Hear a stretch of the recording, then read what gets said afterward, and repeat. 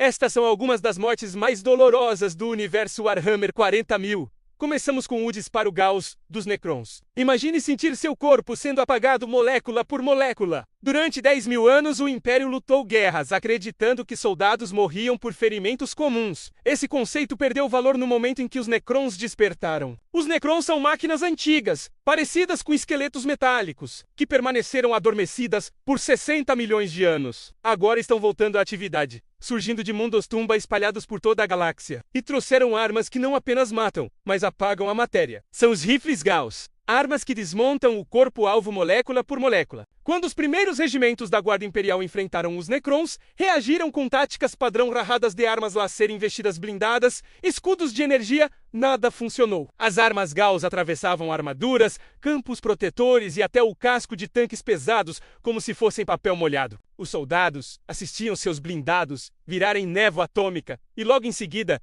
viam suas próprias mãos se dissolvendo da mesma forma. O sistema nervoso permanece ativo tempo suficiente para sentir tudo. Em alguns casos, um disparo direto na cabeça encerra a agonia rapidamente. Mas em outros, a vítima acompanha cada camada sendo removida. Pele, músculos, ossos, tudo se desfaz em partículas levadas pelo vento, enquanto a mente tenta compreender como ainda está consciente durante a destruição do próprio corpo. Tecnosacerdotes tentaram estudar armas Gauss capturadas. Todas as pesquisas terminaram em desastre. As armas explodiam, ou os pesquisadores se desintegravam acidentalmente. Não é possível replicar a tecnologia, neutralizar seus efeitos, ou sequer entender como ela funciona. A doutrina atual do Império é clara.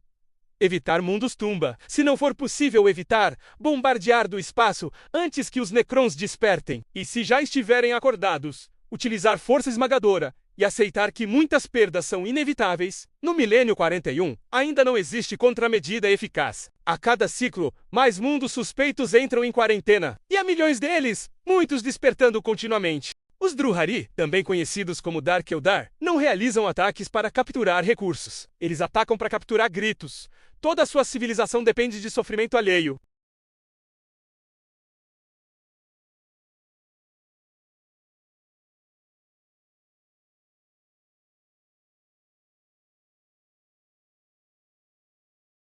Cada Dark Eldar sente sua essência, sendo drenada apenas por existir.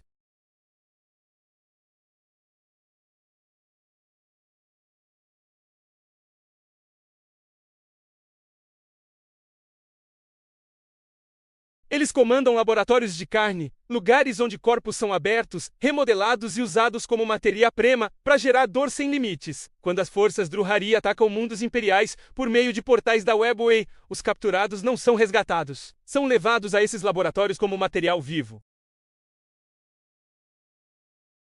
Portais da Webway permitem que os Drukhari apareçam dentro de cidades e fortalezas sem ativar alarmes.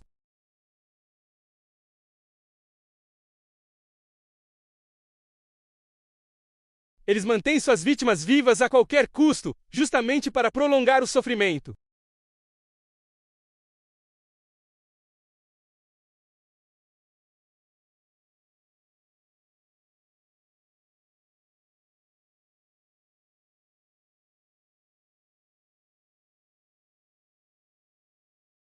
Estimula a regeneração para garantir que a vítima permaneça viva durante procedimentos que matariam instantaneamente qualquer pessoa normal.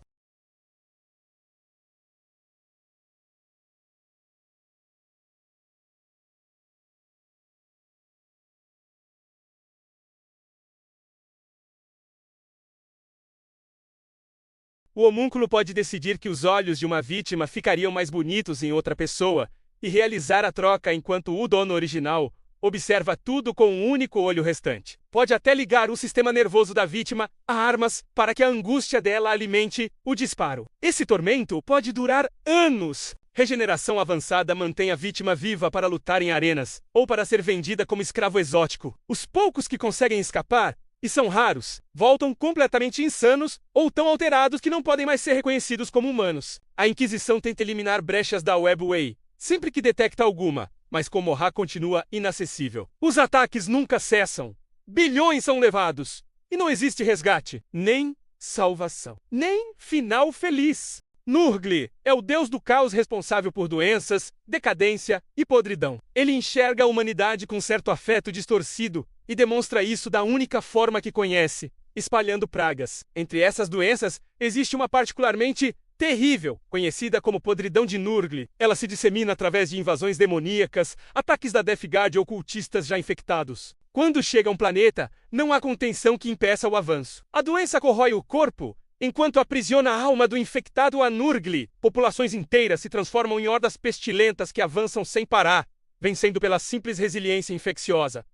O Imperium tentou inúmeras soluções. Quarentenas falharam quando a praga passou a sobreviver até mesmo no vácuo. Bombardeios orbitais não foram suficientes, porque esporos permaneceram ativos após o fogo orbital. Nem as irmãs de batalha, conhecidas por sua pureza e disciplina, foram capazes de contê-la. Muitas delas acabaram infectadas também. Vacinas não funcionam, porque a doença se adapta mais rápido do que qualquer protocolo médico. A infecção começa de forma simples: tosse, febre, bolhas na pele. Sintomas que lembram uma gripe severa. Mas isso é apenas o prelúdio. Aos poucos, o corpo do infectado começa a apodrecer ainda em vida. A carne muda de cor, primeiro esverdeada, depois negra, até se desprender em pedaços. Vermes aparecem em feridas que, biologicamente, não deveriam abrigá-los. O cheiro atrai enxames de moscas, porque o corpo se torna um banquete em decomposição mesmo antes da morte. A dor é indescritível. É como se cada nervo gritasse enquanto o corpo se desfaz lentamente.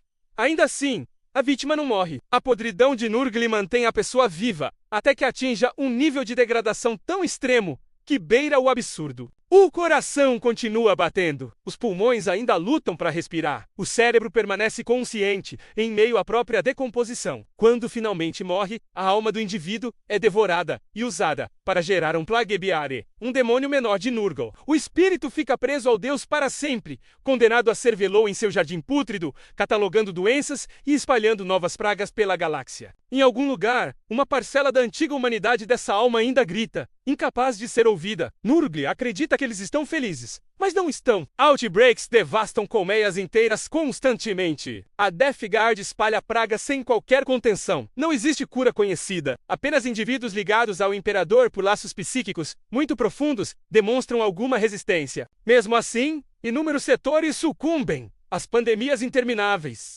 Você quer manter um Império Galáctico conectado? A solução do Imperium é simples e brutal: queimar 10.000 psíquicos vivos, ao mesmo tempo, sem interrupção, para sempre. Eles chamam isso de sacrifício necessário. Os psíquicos, se pudessem protestar, diriam outra coisa, mas só sobreviveriam por cerca de 3 meses antes de perder tudo o que são. No milênio 30, o Imperador precisava unir a humanidade espalhada pela galáxia. O problema era viajar pelo Warp sem uma referência estável. Sem um farol psíquico, naves se perdiam ou eram devoradas por entidades do caos. Era necessário um ponto de luz permanente, algo que navegadores pudessem enxergar através do Warp para traçar rotas seguras. Um único psíquico não tinha força para ser esse farol. O Imperador até poderia fazer isso pessoalmente, mas não havia como liderar suas campanhas e ao mesmo tempo sustentar o sinal. Então ele criou o Astronomicon. Diariamente, milhares de psíquicos são levados para a Terra pelas Black Ships, as embarcações encarregadas de Ricorralos por toda a galáxia. Quando chegam à Câmara Ritual, sentem imediatamente a presença dos outros 9.999 psíquicos queimando vivos, gritando apenas pela mente, pois muitos já perderam a voz. Assim que um novo psíquico é conectado à rede, sua mente se funde às demais, canalizando o poder pelo Imperador. A alma dele se torna combustível. O processo arde de um jeito que não pode ser descrito, e nunca para. A média de sobrevivência é de 3 meses. Depois disso, a identidade se desfaz. Memórias desaparecem. A pessoa deixa de existir como indivíduo. Quando toda a energia psíquica é drenada, o corpo é desconectado e substituído por outro. O número precisa permanecer constante, sempre 10.000. Ninguém se voluntaria para isso. A burocracia imperial decide quem será levado. Muitas vezes são jovens, arrancados de seus mundos, sem ter sequer compreensão do destino que os aguarda. Mas para o Imperium, o Astronomicon é indispensável. Sem ele, viagens interestelares seriam impossíveis, e a humanidade seria fragmentada e destruída em pouco tempo.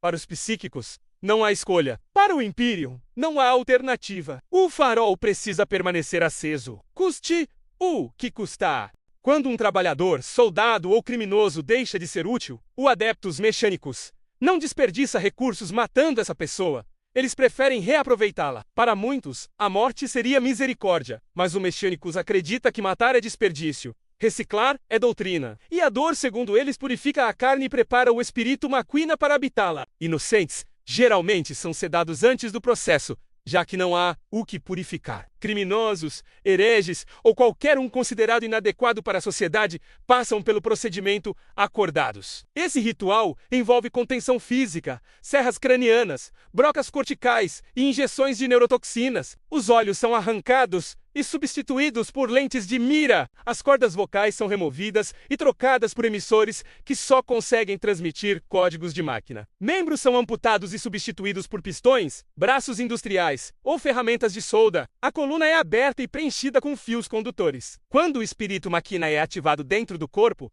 o servitor abre os olhos mecânicos. Uma pequena fração da mente original permanece lá no fundo, soterrada por protocolos de obediência. Essa fagulha sabe exatamente o que perdeu. Sente cada década arrastando cargas, limpando reatores ou avançando como escudo vivo na linha de frente. Não pode desobedecer, não pode morrer por vontade própria, não pode sequer piscar sem permissão de um tecno-sacerdote. O Mechânicos produz milhões deles todos os anos. Hereges, trabalhadores que não bateram a meta, crianças nascidas em setores errados, qualquer um pode acabar com o crânio marcado pelo símbolo da engrenagem. E, uma vez marcado, seu destino é servir até o fim. Os mais sortudos são destruídos em combate, os demais continuam trabalhando até que o corpo apodreça ao redor das partes metálicas. Quando isso acontece, o núcleo do espírito maquina é retirado e instalado em outro cadáver, reiniciando o ciclo. E é assim que o Imperium mantém suas fábricas funcionando, através de vidas quebradas e reaproveitadas indefinidamente. Quando a solução encontrada para a falta de recrutas envolve transformar mulheres em fábricas vivas que geram supersoldados enquanto se despedaçam por dentro, fica claro que certos limites já não significam nada. Nem mesmo para adoradores do caos. Esse horror aconteceu no milênio 41. Dentro do Olho do Terror, em Medringard, o mundo demoníaco dos Iron Warriors, os Iron Warriors enfrentavam um problema crítico. Estavam perdendo mais Space Marines do que conseguiam repor. Criar um Astartes exige anos de preparação, treinamento rígido e a implantação de 19 órgãos especiais. Eles não tinham acesso a novos recrutas imperiais. Primeiro, tentaram capturar marines leais para corrompê-los. Quase nunca deu certo! Depois tentaram transformar cultistas do caos usando Genicid roubado. O resultado foi um exército de mutantes instáveis, violentos e disfuncionais. Foi então que o Arsmion Soul teve uma ideia ainda pior. A primeira etapa era capturar mulheres e mantê-las presas, alimentando-as à força até que seus corpos inchassem. A segunda etapa envolvia os chamados morticianos selvagens do Dark Mechânicos, cirurgiões pervertidos que abriam o abdômen dessas mulheres sem anestesia, instalavam estruturas mecânicas e embutiam Genicid roubado dos Imperial Feists diretamente nas paredes internas do útero. Depois vinham os garotos, retirados dos cativeiros, geralmente adolescentes apavorados. Eles eram empurrados para dentro da cavidade aberta e costurados ali, presos para que não conseguissem se mover. Em seguida, um líquido espesso, feito da pasta de Genicid moído de Space Marines mortos, era bombeado para dentro daquela câmara orgânica. Parasitas e tentáculos alimentavam o garoto por dentro, enquanto a magia do caos acelerava a mutação. Em poucos dias, às vezes semanas, o jovem se transformava em algo com mais de 2,5 metros de altura. Um Marine do caos, recém-formado. A mulher sentia tudo. Pele esticando até quase rasgar, ossos mudando de posição, órgãos esmagados. A dor nunca diminuía. Quando o Marine estava pronto, não havia saída natural. Ele simplesmente rasgava o corpo da mulher para emergir. Muitas morriam na hora. As que sobreviviam eram costuradas às pressas e usadas novamente, como recurso renovável. Um ciclo interminável de tortura e nascimento forçado. Os Marines que saíam desses horrores eram criaturas sem pele, instáveis, meio enlouquecidas pela própria origem. Os piores resultados, chamados de Unflesh, eram despejados em valas para apodrecer. Aqueles que sobreviviam ao processo eram cobertos com peles arrancadas de escravos e enviados ao combate. Não importava se durassem 5 minutos. Sempre haveria outros sendo gerados nas câmaras. Durante a campanha chamada Skull Harvest, os Ultramarines descobriram esse complexo. Eles não destruíram tudo apenas por heresia. Em Warhammer 40.000, heresia é quase rotina. Eles queimaram o local porque o que viram ali ultrapassava qualquer limite concebível de crueldade, mesmo para padrões do caos. Soul escapou, e rumores persistem de que instalações semelhantes foram reconstruídas em outros recantos do Olho do Terror. Ou seja, esse pesadelo pode ainda estar acontecendo, escondido em algum lugar da galáxia. Os capítulos de Space Marines encontraram uma forma de preservar seus maiores heróis por tempo indefinido. O problema é que os próprios guerreiros jamais escolheriam esse destino. Desde o milênio 31, os capítulos enfrentavam um dilema. Veteranos com séculos de experiência caíam em batalha, e todo esse conhecimento tático desaparecia com eles. Simulações e manuais ajudavam, mas nada substituía a intuição de alguém que havia lutado por 300 anos. A solução encontrada foi o Dreadnought, um sarcófago de guerra, um tanque caminhante que funciona como prisão vitalícia. Quando o Marine sofre ferimentos fatais, o apotecário retira apenas o que ainda serve. Cabeça, parte do tronco, tecidos e órgãos mínimos para manter a consciência. O que resta é selado dentro de um sarcófago cheio de fluidos e cabos neurais. O corpo morre, o soldado continua vivo. Para o capítulo, isso é uma vitória. Para o Marine, é outra história. Ele desperta em escuridão total. Não enxerga, não se move, não respira. Tenta gritar, mas não tem boca, nem pulmões. Só existe um pânico silencioso. E então, de repente, o Dreadnought é ativado. Dados de sensores substituem os olhos. Um colosso de guerra toma o lugar do corpo humano.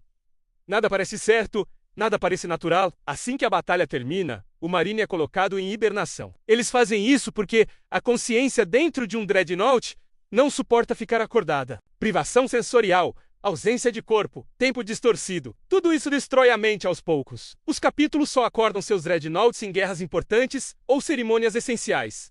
Depois disso, eles dormem novamente. Décadas passam, às vezes séculos. Cada despertar leva um pedaço da memória. O guerreiro começa a esquecer batalhas antigas. Depois esquece o nome dos irmãos. Em seguida, a própria identidade. Tecnomarines chamam isso de degradação normal de estase. Não é. É o cérebro se desgastando lentamente. No final, resta muito pouco. Não há lembrança de quem foi, nem de por que luta. Apenas comandos básicos, instinto de combate e fragmentos de emoções antigas. Para muitos Marines, esse destino é pior do que a morte. Vários imploram para morrer quando percebem o que está acontecendo. Preferem cair em batalha como homens inteiros do que sobreviver como consciências apagadas dentro de uma prisão de metal. Mas os capítulos precisam deles. E no Imperium, a necessidade sempre fala mais alto que o sofrimento individual.